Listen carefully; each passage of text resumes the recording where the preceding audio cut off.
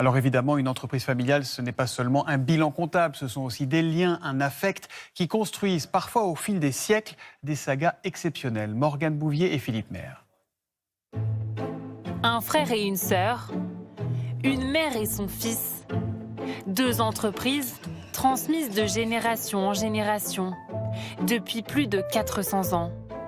Comment ces maisons ont-elles traversé les siècles? Comment ces familles perpétuent la tradition? À Thiers, dans le Puy-de-Dôme, les rois du couteau, ce sont les Tarréria, Éric et Carole, qui ont hérité de l'entreprise il y a 30 ans. De nos parents et eux-mêmes de leurs grands-parents, de leurs grands-parents, de leurs grands-parents. Je pourrais le faire 11 fois. En fait, les Tarréria sont maîtres couteliers depuis 1580 pour le plus ancien. Première fratrie à diriger, ils ont dû apprendre à travailler ensemble. C'est pas toujours facile, c'est vrai, mais aussi c'est extrêmement renforçant, c'est extrêmement liant et on peut se dire que dans l'adversité, il y a peu de choses qui va dissoudre une famille. Autour d'eux, Bonjour. plus de 100 salariés qui ont le sentiment de faire partie de la famille. Monique Goutet, la plus ancienne de l'usine, a connu 3 générations de Tarréria. Grand-mère, j'ai pas trop travaillé avec, elle venait comme ça, passer un petit moment, mais oui, vos parents, oui, carrément, j'ai travaillé quelques bonnes années avec, oui. Ouais, carte des confiures, on était bien, on est bien.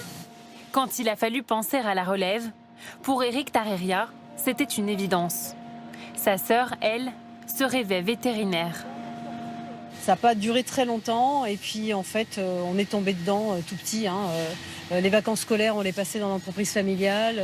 On prenait du plaisir aussi à donner un coup de main, à aider.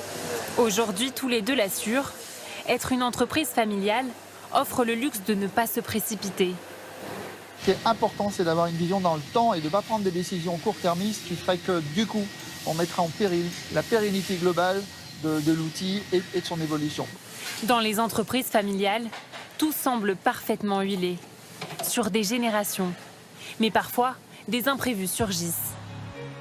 Place Vendôme, au cœur du quartier des Joailliers de Paris, sont installés les Mélériaux depuis 1613. Ils étaient les bijoutiers de Versailles. Jean-Baptiste Mélériaux partait de Paris avec ça sur le dos et il allait aux grilles de Versailles. Et donc la reine Marie-Antoinette, en rentrant de promenade, aurait acheté donc, ce bracelet. L'histoire multicentenaire aurait pu s'arrêter en 2018, quand Laurent Mélériaux décède brutalement. Le fils, Côme, est alors trop jeune pour reprendre l'entreprise.